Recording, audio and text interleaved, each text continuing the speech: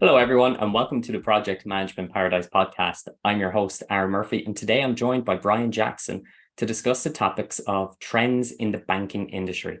Brian is the Director of Project Management and Third-Party Governance at Centennial Bank. Brian, thank you so much for being on the podcast today. How are you? Well, I'm doing very well, Aaron. Thank you. Thank you for the invitation. I appreciate it. It's no problem at all. Thank you for being a guest. To get things started, can you tell us about yourself and your background and how you got into banking and project management? Well, I started out in the banking industry 47 years ago at a small bank in Austin, Texas, where I was born and raised, and did a lot of different things in the small bank, and then went to Houston, Texas, and worked for a larger bank, and participated in my first project, I guess, in about 1981. All very manual with checklists and notes and barely meeting minutes or anything else that went along with it. And I discovered that I liked project management mainly due to its short-term nature of being able to take something and implement it, have people use it, and then go on to the next thing. And that's sort of how I've made my career over the years is working in projects and mergers and acquisitions of banks and new product development and all sorts of banking operations and technology issues. That's amazing. It sounds like you had a bit of a move from Austin to where you are now, and a change from manually entering the information to probably a more digital approach nowadays. Oh, it's a more digital approach nowadays, that's for sure. But the entire banking industry 47 years ago was manual, and we'll get into that here in a little bit. But yeah, it was all just on a piece of paper. There was no such thing as the internet or email to work off of, and if you needed to exchange documents or files, it was via fax or via a courier or an airplane or something. So it was a whole different world back then. Wow, times have truly changed since then. And Mhm. what have been the biggest changes you've noticed in, as you said, your 47 years in the industry to date? Well, it certainly is the technology about how manual everything was back in the day, anywhere from the capturing of checks and sending checks out for collection to posting of the general ledger, to balancing teller windows. Everything was manual. Everything was mechanical. There was very little technology to help you out along the way. The first one of the first projects I did was installing an ATM in Austin with some friends of mine at the bank I worked at, and it was a revolutionary thing back in the late 70s, early 80s to install an ATM. And so that rate of change has just multiplied dramatically over the last several decades to what we see today. So it's definitely the change from manual operations to technical operations and digital operations. That's amazing. I can only imagine what it was like back then compared to now, especially with like the rate that technology is moving at, and the fact that installing an ATM nowadays would seem like such a simple task. But back then it was probably like top news around the area about, wow, we've an ATM in the town. Oh, I mean, everybody's afraid of what it might do. Everyone's afraid of the mistakes it might make. It just was one thing after another in terms of how how it's perceived in the economy and in the community at that point. And now it's commonplace for sure. Absolutely. And given your wealth of experience in banking, what was a light bulb moment for you? Well, I was thinking about that, and back in 2008. The U.S. had a pretty significant economic crisis that affected the rest of the world as well, but certainly here in the U.S., we had about 500 plus banks across the country fail, and within that time frame, our executive management team, which tends to be very opportunistic and very visionary, started organizing the bank in such a way that we could go out and work with the banking regulators, particularly the FDIC, to go out and work with acquiring these banks and bringing them into Centennial Bank. So we grew very, very quickly in a short period of time. We acquired and converted 6 banks in 364 days. We acquired 2 more after that.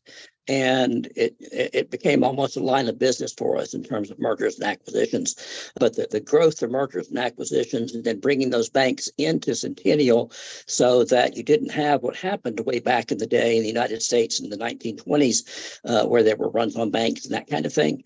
And at this point, we're able to work with regulators, fold them in, and it's basically a seamless process for the customers. That's amazing. And it's great that there was light during that dark time, really, and just shows the ability that Centennial had to adapt to that situation, which is phenomenal. Yeah, we had the balance sheet to support it, the management team to support it, and they had the vision, and we went off and did our job. Amazing. And just to pivot to the next question, how is the speed in the change of technology affecting the industry? You mentioned previously about about 40 years ago, been manual, and now it's just digital. What's that experience like? Well, I'm going to start out with a story that doesn't really apply, and then kind of come back around to your question. But I remember as a young teenager sitting with my grandmother one day, and she told me about the first time she saw a car. And the reaction of all the horses and the people, and of this thing making noise driving down the road. And then I stopped to think, in her lifetime, we fought 2 world wars. Lindbergh crossed the Atlantic. Nuclear technology was invented. Man walked on the moon, and digital technology was in its infancy. At that point, I believe the head of IBM predicted there would be no more than 5 computers in the world at that point. And now the rate of change in the banking industry and technology is just phenomenally fast. I mean, it's almost impossible to keep up with, from the way that primary core processing systems are developed and rolled out, be it digital open banking formats that have open APIs to take in all kinds of integration, to being able to make loans on your telephone, to be able to make deposits on your telephone, make payments in real time. The technology that you can do from a telephone in the banking industry, and just affect your day-to-day life without ever having to drive down the road to the bank branch and talk to a banker to get your job done. You can do it all there in the palm of your hand. And the technology, just like everything else in our society and the banking industry, is just developing very, very quickly. We as an industry are huge consumers of technology. We have to look at it all the time. We have to change it all the time. It's what customers want all the time. So it never stops, and it never will stop. Absolutely. And there seems to be an application for everything nowadays. So it only makes sense that banking apps are around, and to have, as you said, to be able to make a payment on your mobile phone in a matter of seconds, whereas you'd go down to a bank and you could be in line for ages. It just saves time, really, when you think about it. Yeah, I have a daughter that lives in San Francisco, and she's about 30 years old. Has an account at a large bank. He's not been into a bank branch in 5 years. He does everything on the phone. So that's just our generation. Absolutely, that's it. You can take the phone out and do it in under 5 minutes. Absolutely, it's probably the safest option for everyone usually. Oh, absolutely, it is. Yeah, there's no doubt. Absolutely. And just to pivot to the next question, you mentioned acquisitions and mergers. So I'd imagine there was a lot of contractual obligations to be met there. And why are contractual obligations that include compliance with the US banking laws so important to Centennial Bank? Yeah, that's a very good question.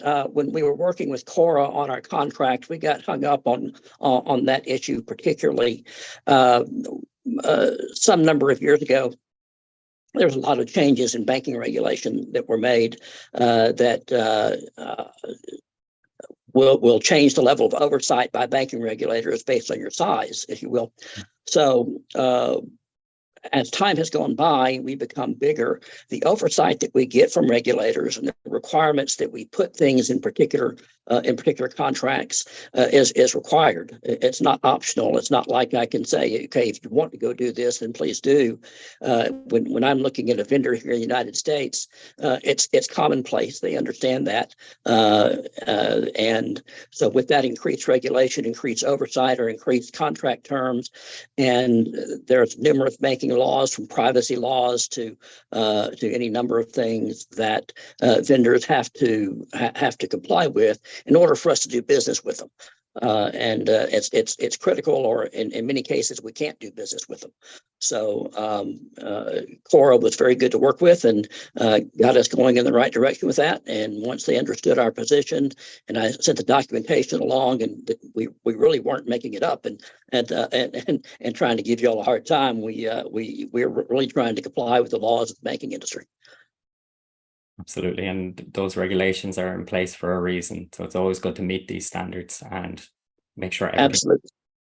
perfect. And how has the COVID pandemic changed working practices in banking? I imagine it's a lot different then than it was pre-COVID, apologies. Well, it is, and technology, of course, has played a huge difference in the way the workplace runs in a post-COVID world. Back before COVID, our bank and many banks were not necessarily agreeable to people working from home. And once COVID hit, my two departments particularly, we had to evacuate our office because of our likelihood of spread of COVID. We all went home for over a year, but we were back up working in 2 hours, and it never and we didn't miss a deadline, didn't miss a project. And that was pretty much the case throughout the bank. Our IT department had seen ahead, had looked ahead into the future, and thinking that, okay, work from home may be a real thing, or we need to at least be ready for it. They had the infrastructure prepared for it. We had the technology and the hardware ready to do it. And since COVID has now passed, working from home is commonplace, which is a huge benefit to me. We can expand our hiring pool across the United States, and not just focus on our local market for qualified, talented people. So we can go out there and have people work from their homes, regardless of where they are, as long as they're in the continental United States. That's amazing. And it was great that it was such a seamless transition, and having the technology in place really did amplify the speed that you could go from working in the office one day to just working from home the other. We had a very similar process here in Cora. We were in the office on the Friday, and then on Monday we were all remote. It was very seamless transition, and it was amazing. And remote working really has opened up an opportunity to bring in talent from other areas, where some companies previously may have just been limited to what was in the area, but now companies have that wider reach to in the talent pool, which is fantastic. Right. I mean, so Cora now has people I know in North America and Europe, and I'm not sure where else, but it's probably been a huge boost to you. Oh, absolutely. Absolutely. And how can digital transformation help the modern bank? I mentioned earlier all the different things that you can do from your phone, and there's many providers out there that are expanding on that with a digital first sort of approach to everything that they're doing. And some of these folks are pretty leading edge in terms of where they're going with access on your phone, access from a tablet, access from wherever you are, and how it's going to integrate into your core system, how it's going to serve your customers, the kinds of transaction activity that they can do.